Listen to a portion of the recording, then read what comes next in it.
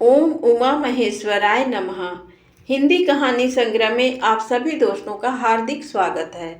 श्रावण माह महात्म 10वां अध्याय। श्रावण मास में शनिवार को किए जाने वाले कृत्यों का वर्णन।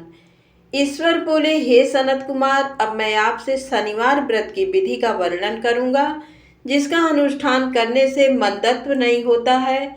श्रावण मास में शनिवार के दिन नृसिंह, शनि तथा अंजनी पुत्र हनुमान, इन तीनों देवताओं का पूजन करना चाहिए। दीवार पर अथवा स्तंभ पर नृसिंह की सुंदर प्रतिमा बनाकर हल्दी युक्त चंदन से और नीले, लाल तथा पीले सुंदर पुष्पों से लक्ष्मी सहित जगतपति नृसिंह का भली भांति पूजन करके उन्हें खिचड़ी का नैवेद्य तथा कुंजर नामक शाक का भोग अर्पण करना चाहिए। उसी को स्वयं भी खाना चाहिए और ब्राह्मणों को भी खिलाना चाहिए। तिल का तेल तथा घृत स्नान भगवान नृसिंह को प्रिय है। शनिवार के दिन तिल सभी कार्यों के लिए प्रशस्त है। शनिवार के दिन तिल के तेल से ब्राह्मणों तथा सुवासिनी स्त्रियों को उपटन लगाना चाहिए तथा कुटुंब सहित स्वयं भी संपूर्ण शरीर में तेल लगाकर स्नान करना चाहिए तथा उड़द का भोजन ग्रहण करना चाहिए। इससे भगवान नृसिंह प्रसन्न होते हैं। इस प्रकार श्रावण मास में चारों शनिवारों में इस व्रत को करना चाहिए। जो ऐसा करता है उसके घर में स्थिर लक्ष्मी का वास रहता है और धन धान्य की समृद्धि होती है। पुत्रहीन व्यक्ति पुत्र वाला हो जाता है और इस लोक में सुख भोग कर अंत में वैकुंठ प्राप्त करता है। नृसिंह की कृपा से मनुष्य की चारों दिशाओं में व्याप्त रहने वाली उत्तम कीर्ति होती है। हे सौम्य, मैंने आपसे नृसिंह का ये उत्तम व्रत कहा। हे सनत कुमार, अब शनि की प्रसन्नता के लिए जो करना चाहिए उसे सुनिए। एक लंगड़े ब्राह्मण और उसके अभाव में किसी ब्राह्मण के शरीर में तिल का तेल लगाकर उसे उष्ण जल से स्नान कराना चाहिए और श्रद्धा पूर्वक नृसिंह के बताए गए अन्न अर्थात खिचड़ी उसे खिलानी चाहिए। उसके बाद तेल, लोहा, काला तिल, काला उड़द, काला कंबल प्रदान करना चाहिए। इसके बाद व्रती ये कहे कि मैंने ये सब शनि की प्रसन्नता के लिए किया है, शनि देव मुझ पर प्रसन्न हो। उसके बाद तिल के तेल से शनि का अभिषेक कराना चाहिए। उनके पूजन में तिल तथा उड़द के अक्षत चावल प्रशस्त माने गए हैं। हे मुने, अब मैं शनि का ध्यान बताऊंगा, आप ध्यान पूर्वक सुनिए।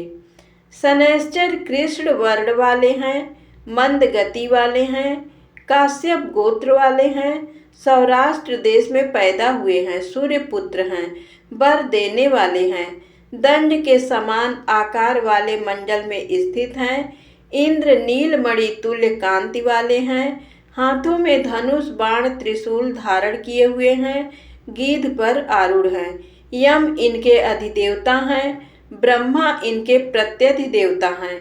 ये कस्तूरी, अगुरु का गंध तथा गुग्गुल का धूप ग्रहण करते हैं। इन्हें खिचड़ी प्रिय है। इस प्रकार ध्यान की विधि कही गई है। इनके पूजन के लिए लौहमयी सुंदर प्रतिमा बनानी चाहिए। हे द्विज श्रेष्ठ, इनके निमित्त की गई पूजा में कृष्ण अर्थात काली वस्तु का दान करना चाहिए। ब्राह्मण को काले रंग के 2 वस्त्र देने चाहिए और काले बछड़े सहित काली गौ प्रदान करनी चाहिए। विधि पूर्वक पूजा करके इस प्रकार प्रार्थना तथा स्तुति करनी चाहिए। आराधना से संतुष्ट होकर जिन्होंने नष्ट राज्य वाले राजा नील को उनका महान राज्य पुनः प्रदान कर दिया, वे शनिदेव मुझ पर प्रसन्न हो। नील अंजन के समान वर्ण वाले, मंद गति से चलने वाले और छाया देवी तथा सूर्य से उत्पन्न होने वाले उन शनैश्चर को मैं नमस्कार करता हूँ या करती हूँ। मंडल के कोण में स्थित आपको नमस्कार है। पिंगल नाम वाले आप शनि को नमस्कार है। हे देवेश, मुझ दीन तथा शरणागत पर कृपा कीजिए। इस प्रकार स्तुति के द्वारा प्रार्थना करके बार बार प्रणाम करना चाहिए। 3 वर्णों ब्राह्मण, क्षत्रिय, वैश्य के लिए शनि के पूजन में सन्नो देवी इस वैदिक मंत्र का उपयोग बताया गया है और शूद्रों के लिए पूजन में नाम मंत्र का प्रयोग बताया गया है। जो व्यक्ति दत्त चित्त होकर इस विधि से शनिदेव का पूजन करेगा उसे स्वप्न में भी शनि का भय नहीं होगा। हे विप्र, जो मनुष्य श्रावण मास में प्रत्येक शनिवार के दिन भक्ति पूर्वक इस विधि से इस व्रत को करेंगे उन्हें शनैश्चर के द्वारा लेश मात्र भी कष्ट नहीं होगा। जन्म राशि से पहले, दूसरे, चौथे, पांचवें, सातवें, आठवें, नौवें अथवा 12वें स्थान में स्थित शनि सदा कष्ट पहुंचाता है। शनि की शांति के लिए समाग्नि इस मंत्र का जप कराना बताया गया है। उनकी प्रसन्नता के लिए इंद्र नीलमणि का दान करना चाहिए। हे सनत कुमार, इसके बाद अब मैं हनुमान जी की प्रसन्नता के लिए विधि का वर्णन करूंगा। हनुमान जी की प्रसन्नता के लिए श्रावण मास में शनिवार को रुद्र मंत्र के द्वारा तेल से उनका अभिषेक करना चाहिए। तेल में मिश्रित सिंदूर का लेप उन्हें समर्पित करना चाहिए। जपा कुसुम की मालाओं से, आक धतूर की मालाओं से, मंदार पुष्प की मालाओं से, बटक बड़ का पेड़ के नैवेद्य से तथा अन्य उपचारों से भी यथा विधि अपने सामर्थ्यानुसार श्रद्धा भक्ति से युक्त होकर अंजनी पुत्र हनुमान जी की पूजा करनी चाहिए। इसके बाद बुद्धिमान को चाहिए कि हनुमान जी की प्रसन्नता के लिए उनके 12 नामों का जप करें। हनुमान, अंजनी सूत्र, वायुपुत्र, महाबल, रामेष्ट, फाल्गुन, सखा, पिंगाक्ष, अमित विक्रम, उदधिक्रमण, सीता शोक विनाशक, लक्ष्मण प्राणदाता और 10 ग्रीव दर्पहा, ये 12 नाम हैं। जो मनुष्य प्रातः काल उठकर इन 12 नामों को पढ़ता है उसका अमंगल नहीं होता और उसे सभी संपदा सुलभ प्राप्त हो जाती है। इस प्रकार श्रावण मास में शनिवार के दिन वायुपुत्र हनुमान जी की आराधना करके मनुष्य वज्र तुल्य शरीर वाला, निरोग तथा बलवान हो जाता है।